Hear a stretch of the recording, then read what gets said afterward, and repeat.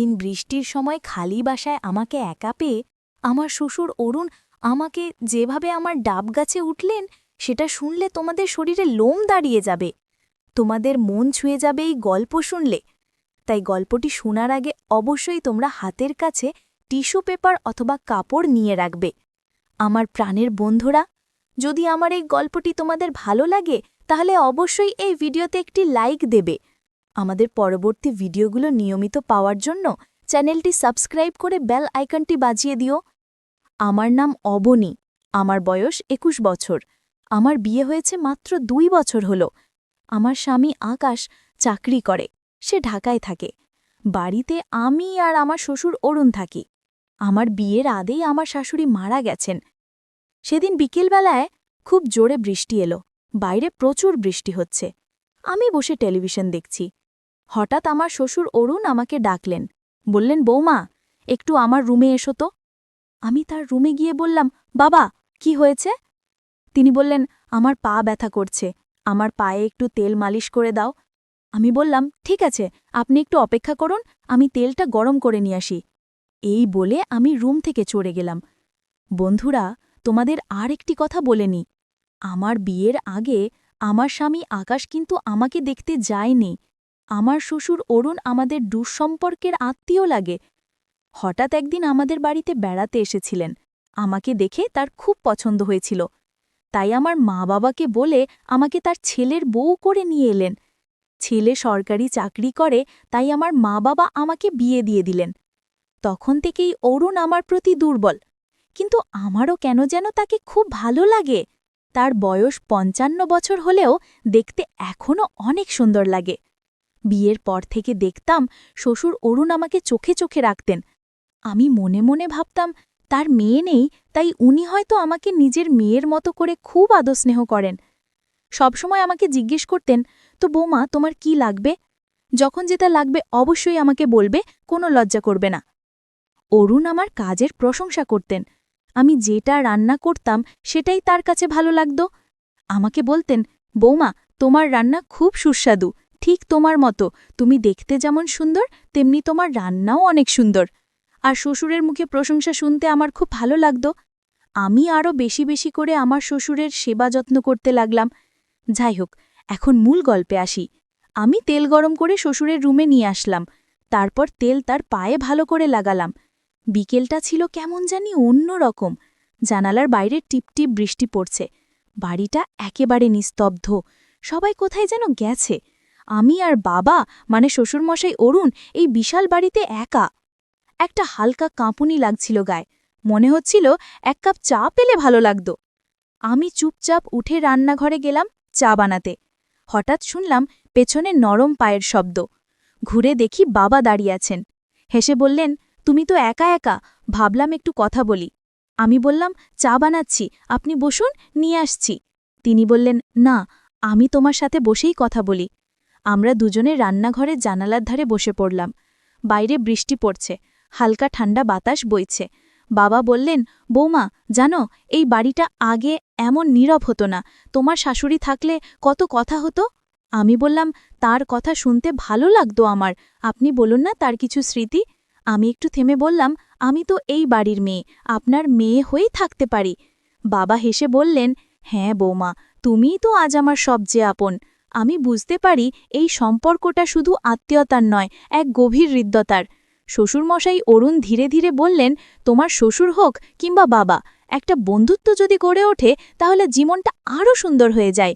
আমি মাথা নাড়লাম। সম্পর্ক তো যত্ন আর সম্মানেই গড়ে ওঠে। তখন আমি হাতটা একটু থামালাম। তিনি বললেন, তোমার হাতের স্পর্শে শুধু শরীর নয়, মন শান্তি পায়। আমি একটু হাসলাম। আপনি এমন বললে আমি আরও লজ্জা পাই বাবা। শ্বশুর হেসে বললেন, লজ্জার কিছু নেই, ভালোবাসা তো সম্পর্ককে আরও সুন্দর করে তোলে। বৃষ্টির শব্দ তখন আরও গভীর হয়ে উঠেছে। ঘর জুড়ে এক শান্ত পরিবেশ। আমি ধীরে ধীরে উঠে দাঁড়ালাম, বললাম, আপনার পায়ে তেল মালিশ শেষ, এবার একটু গরম দুধ এনে দিই। তিনি হেসে বললেন, তুমি পাশে থাকলেই তো আমি সব ভুলে যাই বৌমা। আমি হেসে চলে গেলাম রান্নাঘরের দিকে। আমি রান্নাঘরে গিয়ে চুলায় দুধ বসালাম। জানালার কাছে বৃষ্টির ফোঁটা জমে আছে। মনটা কেমন যেন শান্ত, আবার একটু দুলে ওঠা এক অদ্ভুত অনুভূতিও হচ্ছে। শ্বশুরমশায়ের মুখটা বারবার চোখে ভাসছে, স্নেহময়, প্রশান্ত। দুধ ফুটে এলে কাপ নিয়ে আমি আবার ঘরে এলাম।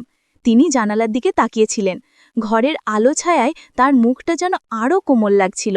আমি দুধ এগিয়ে দিলে বললেন, তুমি এলেই যেন ঘরটা প্রাণ ফিরে পায়। মুচকি হেসে বললাম, আপনি তো এমন করে বলছেন যেন আমি নতুন কেউ। তিনি দুধে চুমুক দিতে দিতে বললেন, বৌমা, তুমি নতুন নও, কিন্তু প্রতিদিন তোমার নতুন দিক দেখতে পাই। কথাটা শুনে আমি চুপ করে রইলাম কিছুক্ষণ। ঘরের বাতাস তখন কেমন ভারী হয়ে উঠেছে, বাইরে বৃষ্টির ভিতরে নীরবতা। আমি ধীরে ধীরে উঠে দাঁড়ালাম, বললাম, আপনার পায়ে তেল মালিশ শেষ, এবার একটু গরম দুধ এনে দিই। তিনি হেসে বললেন, তুমি পাশে থাকলেই তো আমি সব ভুলে যাই বৌমা। আমি হেসে চলে গেলাম রান্নাঘরের দিকে। আমি রান্নাঘরে গিয়ে চুলায় দুধ বসালাম। জানালার কাছে বৃষ্টির ফোঁটা জমে আছে, মনটা কেমন যেন শান্ত, আবার একটু দুলে ওঠা এক অদ্ভুত অনুভূতিও হচ্ছে। শ্বশুরমশায়ের মুখটা বারবার চোখে ভাসছে, স্নেহময়ে, প্রশান্ত। দুধ ফুটে এলে কাপ নিয়ে আমি আবার ঘরে এলাম। তিনি জানালার দিকে তাকিয়েছিলেন। ঘরের আলো ছায়ায় তার মুখটা যেন আরও কোমল লাগছিল। আমি দুধ এগিয়ে দিলে বললেন, তুমি এলেই যেন ঘরটা প্রাণ ফিরে পায়। মুচকি হেসে বললাম, আপনি তো এমন করে বলছেন যেন আমি নতুন কেউ। তিনি দুধে চুমুক দিতে দিতে বললেন, বৌমা, তুমি নতুন নও, কিন্তু প্রতিদিন তোমার নতুন দিক দেখতে পাই। কথাটা শুনে আমি চুপ করে রইলাম কিছুক্ষণ। ঘরের বাতাস তখন কেমন ভারী হয়ে উঠেছে, বাইরে বৃষ্টির ভিতরে নীরবতা। আমি হঠাৎ বললাম, তোমার শাশুড়ি বেঁচে থাকতে এমন বৃষ্টি দিনেও আমার পাশে বসে গল্প করত, তোমাকে দেখলে ওর কথা খুব মনে পড়ে। একটু মন খারাপ করে বললাম, আপনি ওনাকে খুব ভালোবাসতেন তাই না? তিনি মাথা নাড়লেন, ভীষণ, কিন্তু জীবন তো থেমে থাকে না, সেই ভালোবাসা এখন শুধু স্মৃতি। তুমি সেই শূন্যতা কিছুটা হলেও পূরণ করো। আমি ধীরে ধীরে তার পাশে বসলাম, একটু নরম গলায় বললাম, বাবা, আমি যদি আপনার পাশে থাকতে পারি, আপনাকে একটু হলেও ভালো রাখতে পারি, সেটাই আমার বড় প্রাপ্তি। তিনি আমার দিকে তাকিয়ে একটুখানি হাসলেন। আওয়াজ তখন একটু থেমেছে। ঘরের বাতাসে তেলের গন্ধ, দুধের উষ্ণতা আর আমাদের নিঃশব্দ বন্ধনের এক অভূতপূর্ব মেলবন্ধন। তিনি হঠাৎ আমার হাত ধরলেন। তুমি এমন করে পাশে থাকলে আমি বেঁচে থাকার নতুন মানে খুঁজে পাই।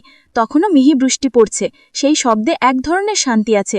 আমি তেল নিয়ে ওনার পায়ে হালকা করে মালিশ করতে শুরু করলাম। শ্বশুরমশাই চোখ বন্ধ করে আরাম পাচ্ছিলেন, মুখে এক প্রশান্তির ছাপ। তিনি বললেন, তোমার ছোঁয়ায় যেন ব্যথাটাও কমে যাচ্ছে। আগেই কখনো কেউ এমন করে আমার যত্ন নেয়নি। আমি হেসে বললাম, আপনি তো বাবার মতোই, আপনার যত্ন নেওয়া তো আমার দায়িত্ব। তিনি হালকা হেসে বললেন, তোমার মধ্যে একটা আলাদা শান্তি আছে বৌমা। তোমার শাশুড়ির মতো ব্যবহার, সেটা সব সময় মন ছুঁয়ে যায়। আমি একটু লজ্জা পেলাম, চোখ নামিয়ে বললাম, আপনার কথায় উৎসাহ পাই বাবা। বৃষ্টি তখন একটু বেড়েছে, জানালায় বৃষ্টির টুকটাক শব্দ যেন আমাদের নিঃশব্দ কথোপকথনের পটভূমি তৈরি করছে। উনি হঠাৎ বললেন, জানো, বৃদ্ধ বয়সে অনেক কিছুই একা লাগে, তবে তুমি পাশে থাকলে সেই একাকিত্ব কমে যায়। এরপর আমরা দুজন দুজনের মাঝে হারিয়ে গেলাম আমাদের মিলনে, যেন স্বর্গীয় সুখ নেমে এলো। আজ আমার সমস্ত দেহ, মন, প্রাণ সব সঁপে দিলাম তার চরণে। আর আমার শ্বশুর অরুণ আমাকে জড়িয়ে ধরে বললেন, তুমি কেন আরও আগে আমার কাছে এলে না? এরপর আমরা মাঝে মাঝেই একসাথে এইভাবে সময় কাটাতাম, যা খুশি তাই করতাম। আজ এখানেই শেষ, অন্যদিন আবার নতুন গল্প নিয়ে আসব। পারলে এই ভিডিওটি শেয়ার করে দিও। কোনো মন্তব্য বা অনুরোধ থাকলে কমেন্টস করে জানাবে। সবাইকে ধন্যবাদ।